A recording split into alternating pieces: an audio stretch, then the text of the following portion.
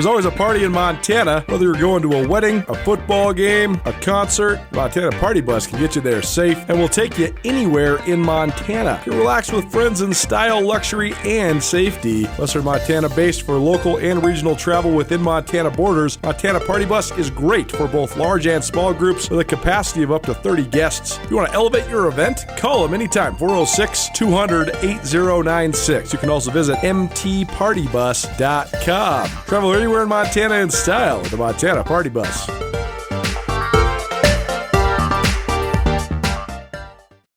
for our Across the Sidelines, where we preview the opponents for both Montana and Montana State. Grizz, the last Division I team in college football to open their season. They don't open until next Saturday, so that's a little bit crazy, having a week one bye. But Montana State does open their season this weekend in Eugene, Oregon. A University of Montana alum and a guy who's covered the Ducks pretty much ever since we graduated from UMJ school together. Tyson Alger, our guest here on Across the Sidelines. Tyson, thanks for being here, man. How you doing? Hey, I'm doing well, man. I didn't really think about it, but I guess I'm kind of wearing my maroon today. Hey, that's okay. I don't want to come on here biased, but I got some roots. It's okay. We got a lot of people that are in Missoula, a lot of people that are Grizz fans that are certainly listening to this that are hungry for some ball because the Grizz don't have any coming up this weekend. They also sort of went through this similar experience going out to Autzen for a season opener against a powerhouse team. So, yeah, it's going to be pretty interesting. But first of all, give people the update on you. I know you've joined us in multiple capacities when you're at the Oregonian, the Athletic. Lately, you've been doing this I-5 corridor, which has been fun to follow. And now you got a new sort of endeavor going on. So just give people the life update for you. Yeah, I'm out here, in 2025 as a sports writer. It kind of feels like you're playing whack-a-mole, but like from the mole's perspective. So like I'm always just trying to stay like one step above the hammer. And so I've been independent the last 4 years doing the I-5 corridor, which like has been awesome. And if there's anyone who can appreciate how much work that is trying to build something, I know it's you, buddy. And it was cool, it was rewarding, it was tough. But then I had this opportunity with Lookout Eugene-Springfield, and the Ducks are at just like such a high level right now, and the attention's so high that when you're independent, you kind of feel like you're fighting with a hand behind your back sometimes. And after a fair amount of conversations and kind of agreement on like what our vision for coverage was, I was like, you know what, it's time to go all in covering this team. And so I'm covering the Ducks again, uh, but it's with a new organization, and we're about 3 weeks in so far, and I feel like we've hit the ground running. But I'm so excited for kickoff, man. Like I hate all of the hypothetical stuff because Right. especially with Oregon, like we haven't seen a single minute of practice yet this year, so it's very much based on kind of potential and recruiting rankings and maybe what you saw last year. But yeah, there's just so many unknowns with this Oregon program this year that I'm ready to see them on the field. Well, take us through last season then, because Oregon, they had this moment, probably 20 years ago where they crossed over to become, a nationally prominent program. But last year was a totally new level where, I mean, they were number one in the country for quite a long span of time. And took the number one seed in the college football playoff. But then it sort of ended abruptly when Ohio State ended their season. So high heights, also a heartbreaking loss. It must have been a thrill to cover, but also sort of an abrupt ending last year. Yeah, it was such a weird season to cover because like on like one end of the spectrum, like it was Dan Lanning's third season, and it's still crazy to me that a guy in his third season as head coach can go into a year with kind of national championship or bust aspirations. But like Right.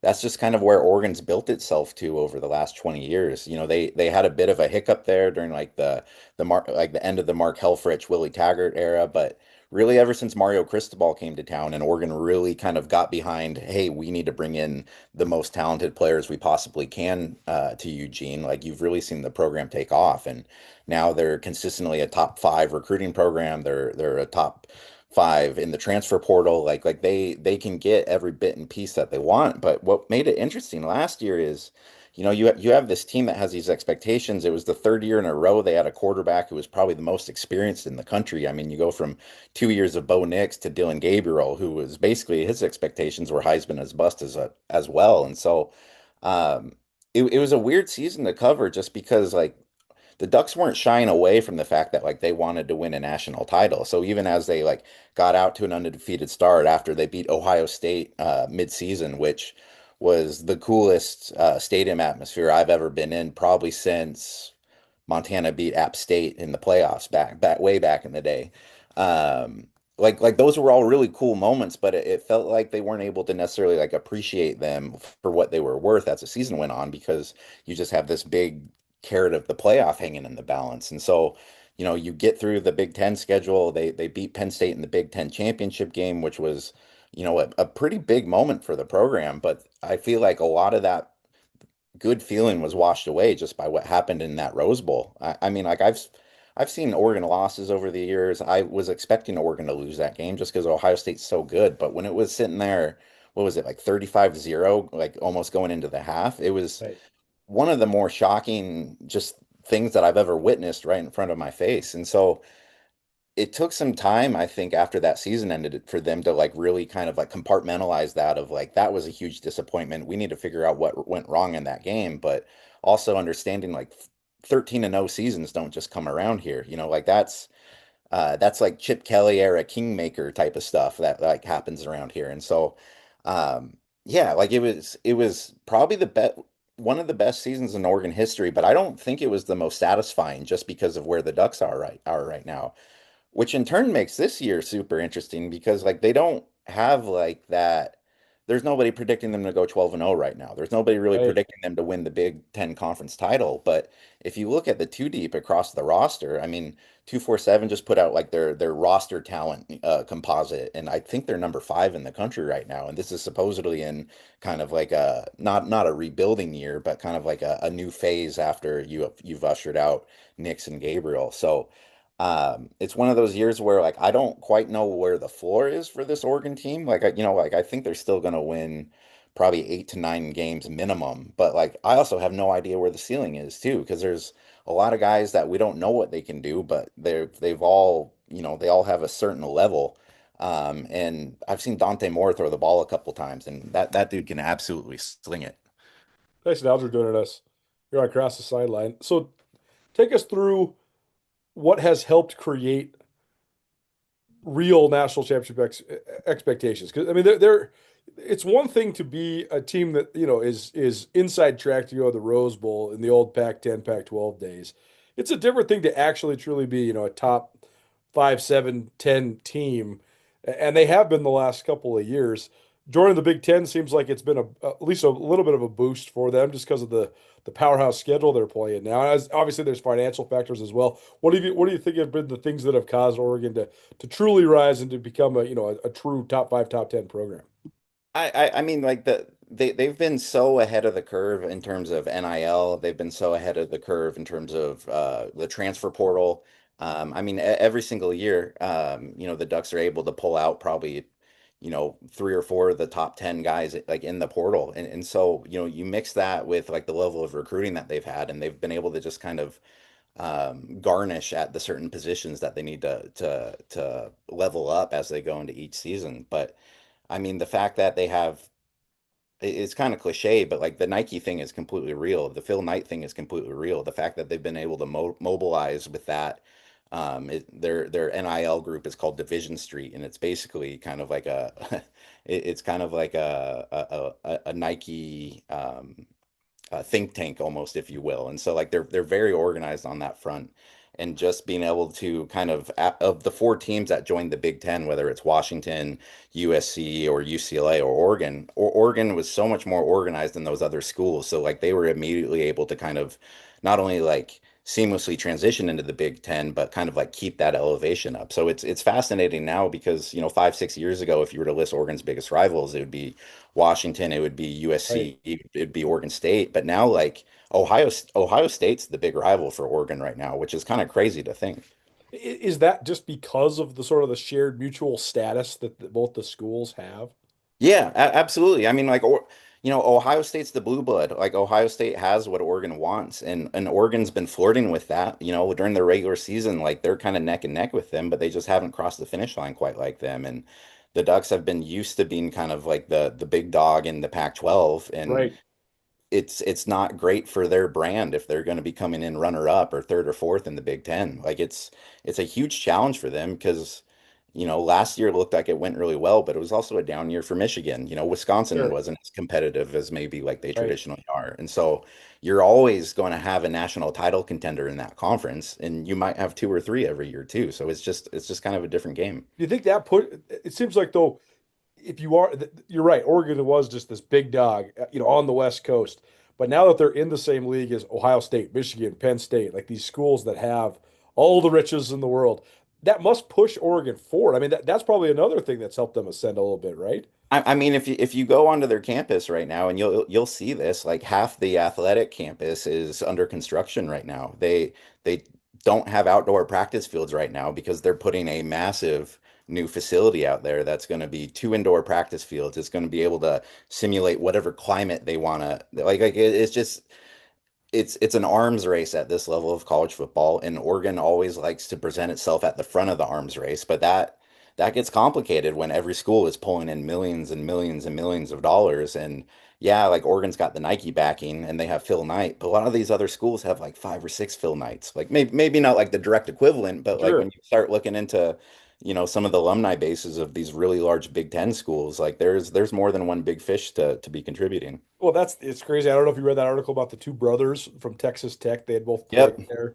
and then they had, become oil men, basically like landmen in West Texas, and they decided, okay, what do we want to do with our money? We're just going to donate it all to Texas Tech. Like they each gave Texas Tech some absurdly, crazy amount of money, and it's crazy the arms. What do you think of that, just on a personal level? I mean, you're a guy that cut your teeth covering FCS football, and then you sort of have seen Oregon go from powerhouse with a lot of money to now in this world where, I mean, the top 20 are just, it's crazy. I mean, they're pro football teams at this point, right? Well, So I mean it's crazy covering a team where a lot of the players are paid better than the coaches are. the It's college team that where the players are paid better than the coach, that's wild. yeah, or like we usually park in the same place for media availabilities, and it's usually around the players' cars. And I'll tell you what, those cars have gotten a lot nicer over the last 10 years too. There's a lot more Mercedes than there used to be. There's a lot more big trucks than there used to be. Um, so yeah, I mean it's wild, man. Like especially like players have agents now, like people like they have like comms people. Like it's on one hand, like I really don't like it just because like I'm a traditional college football guy. Like if Right. if if everything was on the table, I would love to go back to the amateurism and like the Sure. pageantry and like all Sure. that sort of thing. But I also think that for probably the last 15 years or so, we've been living in this make-believe world where like Right. they're trying to pretend that's and so I do like that like everything's on the table. Well, most things are on the table now. And but yeah, it's just the amount of money that's in it is mind-blowing to me. Just because I remember my first day covering Oregon, I got to do like a tour of their facilities, and at that time it was like this is mind-blowing. Like I can't believe like the excess that there Right. is. Right. And now here, even just 9 years later, like that excess isn't excess enough, and they have to go like it's like I just wonder like where the eventual like stopping point is of this. Right. When does it reach critical mass, right? Like we were talking about this the other day on the radio show. Like in 2011, Auburn basically paid Cam Newton's dad $180,000 for Cam Newton to go to Auburn, and he won the Heisman Trophy and the national title. That seemed so absurd. Now it's like these programs would pay $180,000 for the number one quarterback all day long. Or just remember what happened to Ohio State 20 years ago when it was like Troy Smith getting a tattoo from somebody and like Right? Johnny Manziel signing an autograph and Texas right. was on probation. I mean, University of Montana, same thing. I mean, they give some players some hamburgers and hot dogs at a tailgate, and somebody eats some chips, and boom, Can't do that. Can't do they're on that. probation. And now these guys are getting seven-figure salaries. It's pretty wild. Join Town Pump's Pump It Up Rewards Plus program and never pay full price for fuel again. Save 5 cents on every gallon every day at any town pump across Montana. Plus, earn and redeem points on your favorite in-store items to get free stuff with our clubs. Stop in and pick up a rewards card. Download the Pump It Up Rewards Plus app today. Or visit townpump.com/rewards to register and start saving. Right down the road. Pump it up. Oh, yeah. Big Sky Breakdown, proudly presented by the Bobcat Collective at Montana State. The Bobcat Collective is the NIL collective that serves Montana State University student athletes. The collective has partnered with Montana State to connect fans, alumni, businesses, and local nonprofits with Montana State student athletes. Opportunities through the collective allow student athletes to earn compensation while serving the greater Montana State University community. Sign up now for memberships and enjoy automatic entry into raffles for free tickets while supporting the bright minds at Montana State. They have multiple different membership tiers, and you can also be a one-time supporter, and you can also business partner or corporate supporter. Visit bobcatcollective.com for more. Pretty wild. Tyson Alger joining us here, talking all things Oregon Ducks as Montana State makes their way out to Eugene, Oregon on Saturday afternoon. So let's talk about first the specifics of this Ducks team, and then we'll get into this matchup. Brent Vegan actually dropped an interesting tidbit. You know, he mentioned the experience of the last two Oregon quarterbacks. He said if his math was right, these guys are actually the two most experienced quarterbacks in the history of college football based on their starts. When you talk about Bo Nix and now Dylan Gabriel, so that's a lot to replace if you're Dan Lanning. So what's the quarterback spot looking like for Oregon? Yeah, so they haven't named a starter, but like don't take that for much worth because like they didn't name Bo Nix the starter and they didn't name Dylan Gabriel the starter either until they took the field. Like it's gonna be Dante Moore. He's the former five-star recruit. He was the number two quarterback in the country behind Arch Manning, like when he came out. So like pretty good waters that like he's swimming in terms of like his pedigree and his potential. He started 5 games as a true freshman at UCLA. He had a terrible offensive line in front of him. He did some things where you're like, boy, like I can see that talent. And then he turned the ball over a lot too, and just kind of made some kind of boneheaded freshman errors. And so coming into Oregon, being able to sit behind Dylan Gabriel for a year, it's fascinating because like I think he has a higher ceiling on him than the two guys before him, which is kind of crazy because Bo Nix has turned into a pretty good NFL quarterback. What's going to be kind of the factor for him as to whether or not he's going to be able to succeed in this Oregon offense is can he just do the simple things? I mean, if you watch a Will Stein offense for the last 3 years, Oregon's had quarterbacks who have completed 75% of their passes. They've been able to use that as almost like a de facto running game as well, with just a bunch of short passes in the flats, passes to running backs, like slot route stuff. Like it's an offense that's predicated very much on efficiency. So I don't think we're ever going to see Dante Moore underthrow a guy on a deep route. Like I don't think we're ever going to like see him not like amaze in certain plays, but it's just a matter of can he get the ball to the right guys in the right situation, because that's the beauty of Oregon is if you get the ball out to a guy in space, that guy's probably pretty talented and he can do something with the football. So I expect it to be a pretty simple looking offense here in the first couple of weeks. That's something that Stein talked about last year. You know, if you look, the Ducks struggled in week 1 against Idaho, which was kind of a big surprise. And he essentially Stein just said they took way too much stuff out of fall camp and brought it with them into week 1. And he's like, we just need to pare things down and do what we're good at. And Moore is going to be pretty fun to watch just because he's so electric in terms of his physical talent. But it's just I'm curious to see what he's got in between the ears as the season starts. Oregon, I think, was it 13 or 14 guys they sent to the NFL last year? I think it was 13. I think, yeah, enough. Ohio State had one more than Oregon had. It was either 13 and 14 or 14 and 15. Regardless, an absurd amount of guys that went to the NFL off Oregon's squad last year. Who, other than Dylan Gabriel, are the toughest ones to replace, do you think? Oh man, that's tough. Derek Harmon, who was like their nose tackle up the middle, he was a transfer last year, and he was kind of like one of those guys where it was like his transfer was kind of like oh, okay, that's cool, but like, we don't need to pay that much attention to that dude. And then he turned into a first round draft pick. Like the amount of just push that he was able to generate on that defensive line was huge. So I think, missing him is going to be key. They're losing Tez Johnson, who caught probably 160 balls from them the last couple of years. If Oregon does have one question mark this season, it's who's going to be kind of their standout receiver, because they lost Tez Johnson, they lost Trayshawn Holden, they lost their top receiving tight end. And then they had a pretty big offseason injury with Evan Stewart, who was probably projected to be their number one receiver this year, and it looks like he's going to miss the season. So kind of a lot of unnamed dudes there. They do have one five-star guy coming in, Decorian Moore, who people liked to just throw around the name Jeremiah Smith when like bringing up his comp. I'm not about ready to do that to somebody because I saw what Jeremiah Smith could do in person. Right. And oh boy, there's not many people, whatever age I've covered, that have been able to do that. So yeah, like receivers will be interesting. They essentially swapped out their entire secondary through the portal. I mean, they graduated three or four guys, but what's fascinating about this secondary group that they have coming in is they could have potentially not a single guy starting on Saturday who's below like 6'2" in the secondary. Cornerbacks, nickel, safeties. They're just a very tall, rangy, and what I think is going to be a pretty disruptive group. Well, this matchup Saturday then features, I think, the last two Division One teams to lose their first game last year. Oregon, abrupt ending in the college football playoff to end an undefeated season after 13 wins in a row. Then Montana State, they won 15 in a row before then they lost in the national championship.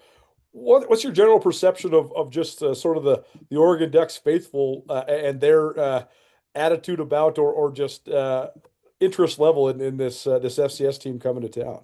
Yeah, like the one thing I'll give Oregon fans credit for is as long as it's not like a rival, like an Ohio State or Washington coming in, like they're one very respectful fans for like opposing opposition coming in, Right. but like two, like they're very appreciative of football and like like Montana State and Montana who have come in, like obviously they're FCS teams, but I think especially because Oregon hasn't been sitting here as this like nose up blue blood for the last 50 years, I think they're able to appreciate like different levels. And obviously a program like Montana State that's been so dang good for the last 10 15 years, like they respect that. They know what these teams can do. They know or they know what the Grizz did to Washington a couple of years ago. They know what North Dakota State is able to do, and they know that Montana State swims in similar waters in terms of like the high end potential that they can have if a team doesn't prepare for them. So yeah, like I think they're grateful that it's a high level FCS team and not like a game where it's expected to be like a 70-0.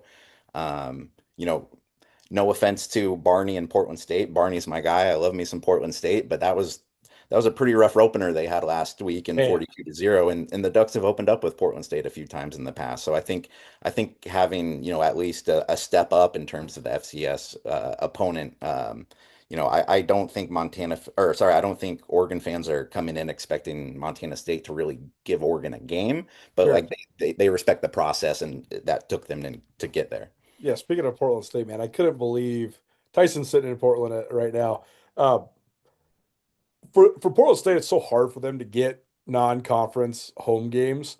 That said, you get a top 10 team to come to town and And they it's on ESPN too. and Like, they can't I couldn't believe they couldn't figure out a way to get in Providence Park or something though, like playing at that well, high they, they, school they they have stadium. one Providence Park I game this know. season. It's when the Grizz are coming to The town. Grizz, I know. And It's just brutal to have Hillsborough Stadium on national TV. yeah, I mean, like it's at least like try to stuff the opposing and granted, I know the opposing stands are essentially just like looking out to the freeway, but like you got to like try to pack the fan shots or something. I mean, for sure. One of my buddies told a joke. They said they should have just built a wall and painted Bruce Barnum on it, so you don't have like that empty shot towards the soccer field that they I show. mean, like I'm convinced that Barney's got probably the toughest job in college football. Like Man, when you talk about just the facilities and on recruiting trips, they don't even always bring guys out to the stadium because they know that right. that might be a deal breaker. And so, I think they'll get better.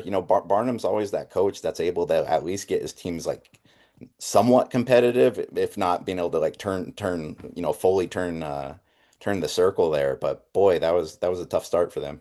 I mean, I totally agree. I think that he's one of the best coaches in America because he's supposed to win zero games every year, and he figures Yep. out a way to win like four or five Yep. every single year. So, Is it Will anyway, You Marry Me in your future? Or maybe you do it all over again.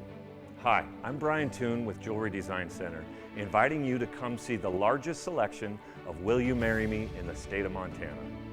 The brightest diamonds of every shape and size, unique settings built to last, and skilled jewelers on site offering free sizing and maintenance for life, because that's how long we want to be your jeweler.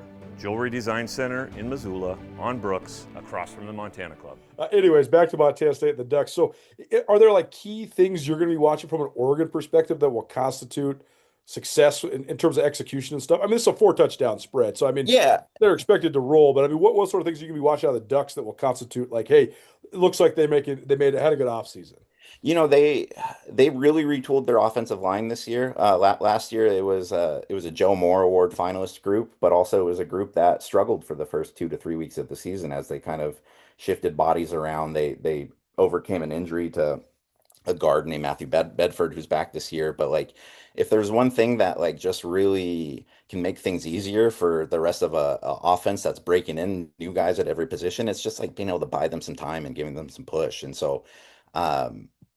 Maybe it's not the best judge in the world if you're grading like a potential FBS playoff team against an FCS playoff teams like front lines going up against each other, but it would just be nice to see if the Ducks are just assertive and don't struggle from a pass rush perspective to start the season. Because if I remember correctly, I think Idaho had 5 or 6 sacks on Dylan They did. Gabriel, which Matt like was basically like Bo Nix's sack total from the year before. So I think just establishing that from the start and letting everybody else at least get into a rhythm and gain that confidence, I think will be huge for them. Well, Idaho hung around a little bit last year, and I mean they certainly actually competed in the trenches. You mentioned, I mean, 6 sacks. Keyshawn James Newby, I think, had 3 sacks in that game against Oregon. So, does that influence the way Oregon thinks about this game? Or I mean, is there any Big Sky Oregon crossover there with Idaho actually coming in and sort of competing last year? Uh, Not a ton, I don't think. I mean, as I said earlier, like Will Stein kind of referenced that, like, yeah, like this is usually a game that like we don't think about in terms of retrospect, but like, yeah, like they're still thinking about the Idaho game from last year just because of all the games Oregon played last season, that was probably one of like the three where they weren't even close to their potential. And so I think it's just a matter of getting a whole bunch of inexperienced young guys like up for a game like this where they maybe there's guys who like look at it as a FCS team, but as Idaho showed, as Montana State can show, like if you don't take it seriously, again, I don't think Oregon's going to get beat in this game, but like you can get embarrassed at times too, and like you don't ever want to be put on a teach tape when you're playing against a FCS team if you're a big bad FBS guy, you know what I mean? No, no, no doubt. So I don't know if how much people pay attention to betting out there in Oregon. That's certainly a huge thing in Montana now, for better or worse. I think probably worse. But regardless, are people keen to the spread? Do they know like what Oregon's favored by in this game? What'd you say? It's like a four score one for this one? 27 and a half, so exactly 4 touchdowns. Our betting's weird here in Oregon because you're allowed to do all the pro sports, but you still can't do college sports in the state. So there's a bunch of people who, might pretend like they don't know what the spread is, but like they know what the spread. Like it's uh 4 scores sounds like quite a bit. I mean, I've seen Oregon openers where they put 70 on their opponent, and it's just Right. like the 4 scores is out of the way in the first quarter. I don't really know what to expect from this one, just because there's so much new.